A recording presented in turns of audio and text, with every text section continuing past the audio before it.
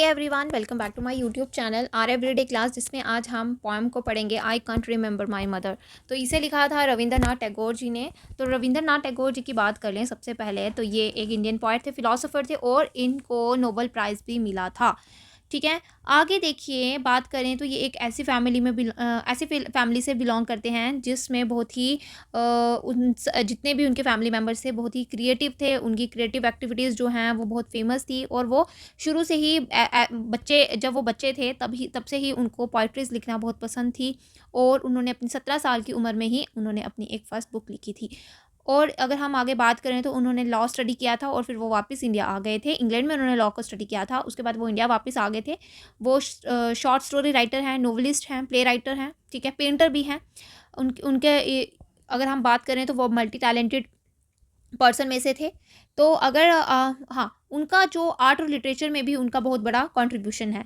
तो स्टार्टिंग में जो था वो बंगाली में लिखा करते थे, फिर उनकी जो बहुत सारी उन्होंने अपनी जो कविताएं थी या उनका जितना भी काम था उन्होंने इंग्लिश में उन्हें ट्रांसलेट किया था। ठीक है। नोबल प्राइज़ जो है उनको लिटरेचर में मिला था। ठीक है। और उनकी बुक थी गीतांजलि, बहुत फेमस बुक है गीतांजलि। गीतांजलि के लिए उन्हें नोबेल प्राइज़ मिला था इन 1913 में। तो चलिए, अगर हम इनकी बात कर लेते हैं कि इन्होंने जो पोएम लिखी है I can't remember my mother, तो सबसे पहले हम इस पोएम का इंट्रोडक्शन देख लेते हैं कि इसका इंट्रोडक्शन क्या है।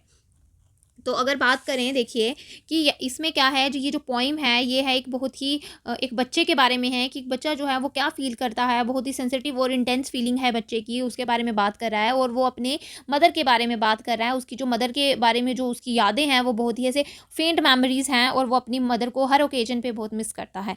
तो ये इस पोइम का छोटा सा इंट्रोडक्शन मैंने जो देना था वो आपको दे दिया। अब है इसकी समरी की बारी। तो समरी के बारे में अगर देख लेते हैं, सबसे पहले हम थीम देखते हैं कि थीम क्या है। इसको लिखा है हमारे रविंद्रनाथ टैगोर ने। तो रविंद्रनाथ टैगोर जी ने इसके बारे में एक बच्चे के बारे में लिखा है कि जो मदर का प्यार है या जो एक बच्चा मदर के लिए फ़ील करता है, उन फीलिंग्स को उन्होंने इस पोएम में दर्शाया है।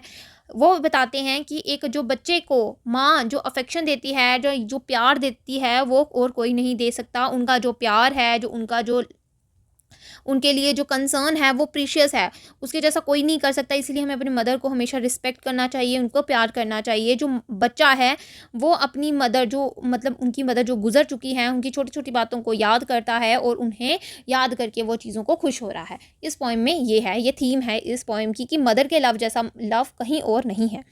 चलिए, अब बात कर लेते हैं समरी की। तो ये देखो, इस पोएम में एक छोटा सा बच्चा है जो अपनी माँ के बारे में हमें बता रहा है। बच्चे को कुछ बातें जो हैं याद आ रही हैं और वो अपनी माँ के बारे में ऐसा कुछ कह रहा है जैसे कि उसकी माँ कैसी थी। मतलब वो उसे किस तरह से उसे याद कर रहा है। लेकिन वो आगे कह रहा है उसकी माँ कैसी थी ये तो कुछ उसे याद नहीं है, लेकिन कुछ यादें उसके दिमाग में हैं। जब ये बच्चा अपने टॉयज़ के साथ खेलता है तो उन्हें उनमें से कुछ ऐसी आवाज़ें आती हैं और बच्चे को अपनी माँ की याद आना शुरू हो जाता है। तो इन जो टॉयज़ में से जो उसे एक ट्यून सुनाई देती है, सुरीली सी आवाज़ सुनाई देती है, उसे सुनकर उसे अपनी माँ की याद आती है।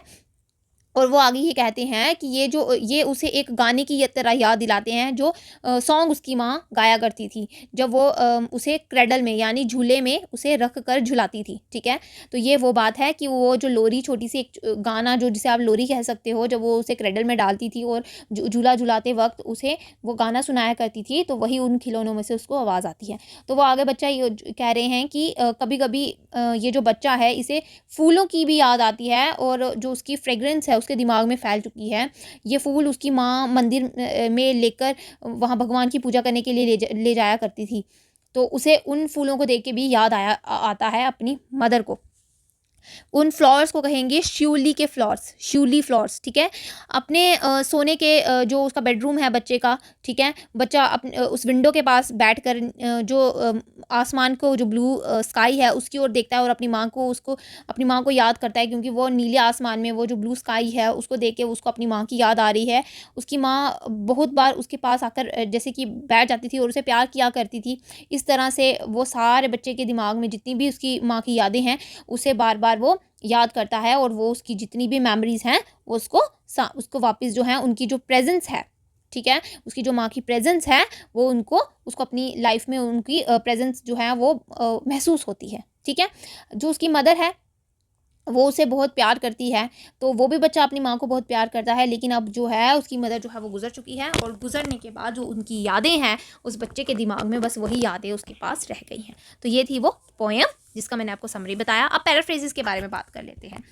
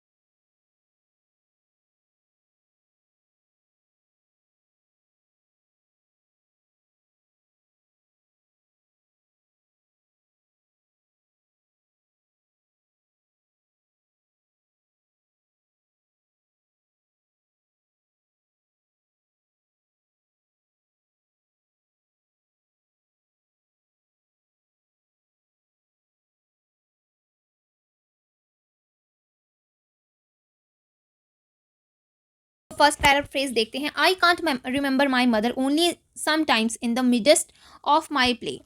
A tune seems to hover over my playthings, the tune of some song that she used to hum while rocking my cradle. अब देखो यहाँ पे क्या है, मैं अपनी माँ, देखो यहाँ पे बच्चा जो है क्या बोल रहा है कि वो जो उसकी मदर की जो मेमोरीज हैं वो बहुत फेंट हैं। जो मेमोरीज हैं पॉइंट उसकी मदर की रिगार्डिंग हिज मदर, वो बहुत फेंट हैं। जो चाइल्ड है वो यहाँ पे कहता है कि जब वो खेला करता था अपने टॉयज़ के साथ, तो उसमें से एक tune that hovers over his toys वो आया करती थी। होवर का यहाँ पे मतलब है जो एक सुरीली आवाज़ हवा में फैल जाती है। तो होवर मतलब कुछ हवा में कुछ चीज़ फैल जाना, ठीक है। तो यहाँ पे वो बात की गई है कि वो उसकी जो टॉयज़ में जो हैं, वो टॉयज़ में से वही आवाज़ जो है वो उसे आती है। ये जो ट्यून है उसे अपनी मदर की याद दिलाती है, ठीक है। तो यहाँ पे देखो जो चाइल्ड है, ठीक है, वो तब बहुत छोटा होगा, ठीक है, बहुत ही छोटा होगा जब उसकी मदर जो है वो उसे छोड़ के चली गई होगी।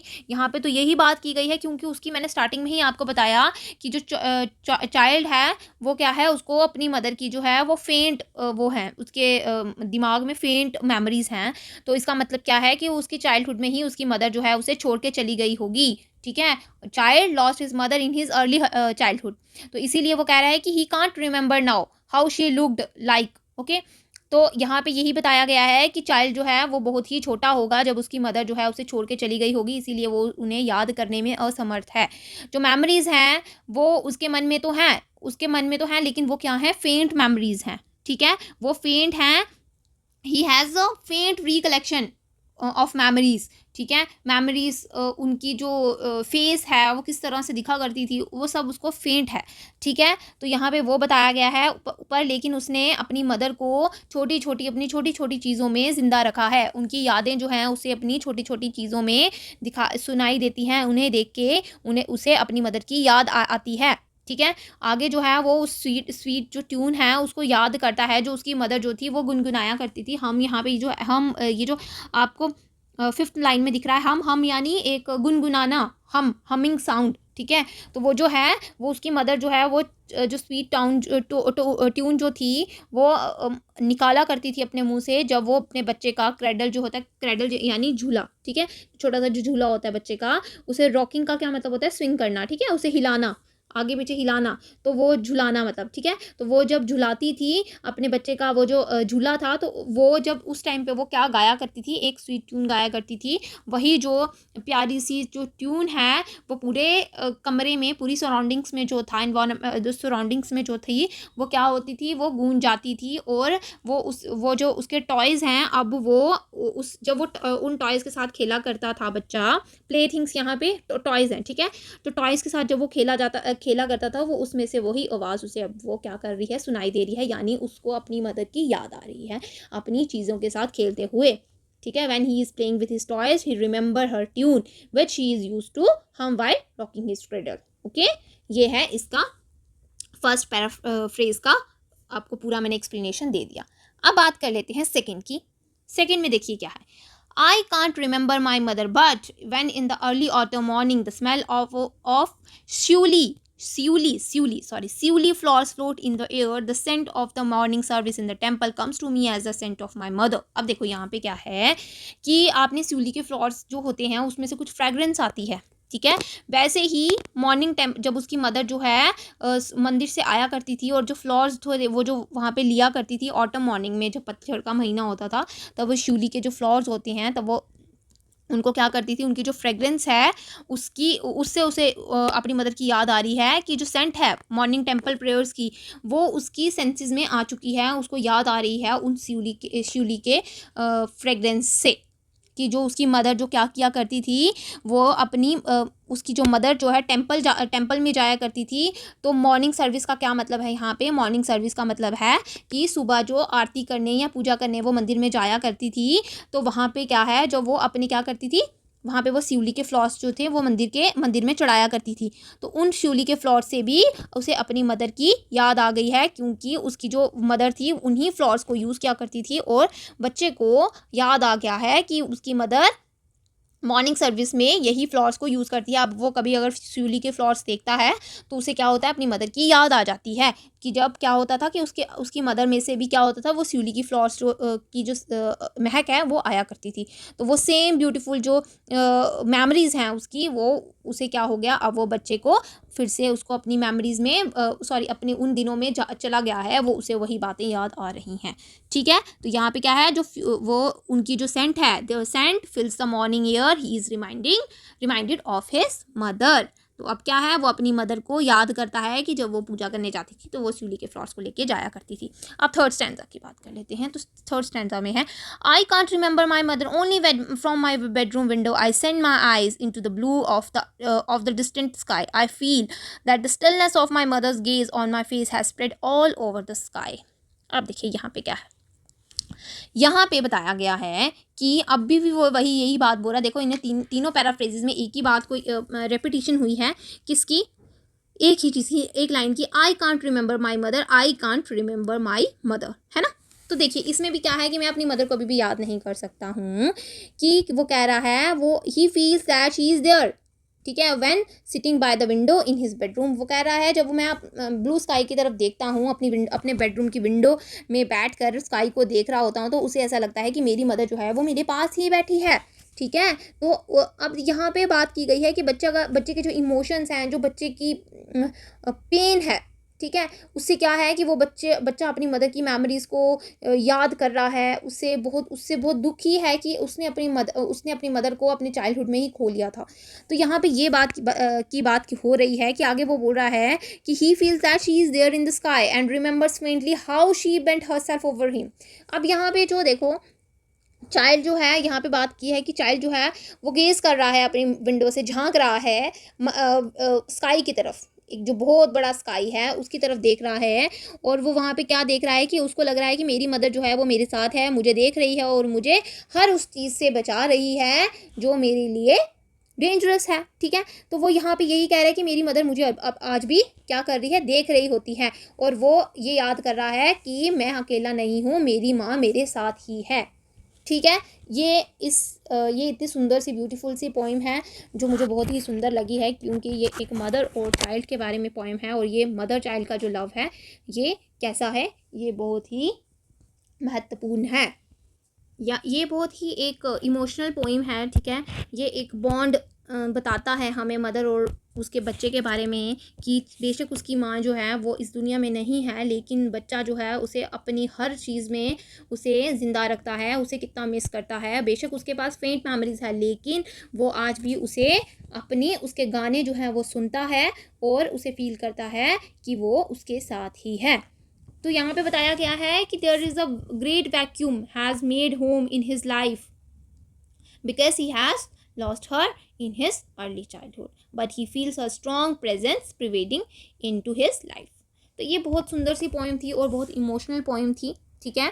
तो जिसके बारे में मैंने आपको बताया इसका सेंट्रल आइडिया जो है वो यही बताता है कि माँ की जो अटैचमेंट है वो अनफॉरगेटेबल होती है। बच्चा जो है बच्चे की माँ की जो इमेज है बच्चे के मन में वो भी अनफॉरगेटेबल होती है। अटैचमेंट जो है वो बॉन्ड जो है उसके बारे में इसमें बताया गया है। ये बहुत ही सुंदर बहुत बहुत सुंदर पोइम लगी मुझे, जो मैंने आपको बताया कि एक सिंपल सी पोइम थी, सिंपल लैंग्वेज में थी, जिसमें कोई इतना टफ नहीं है। इसके वर्ड मीनिंग्स भी मैंने आपको बता दिए कि इसमें क्या क्या है। तो आगे देखिए यहाँ पे अगर हम बात कर लें आगे लिटरेरी डिवाइसेस की, देख लेते हैं कि इसमें फिगर ऑफ स्पीच या लिटरेरी डिवाइस या राइम स्कीम क्या है, तो उसके बारे में देखें।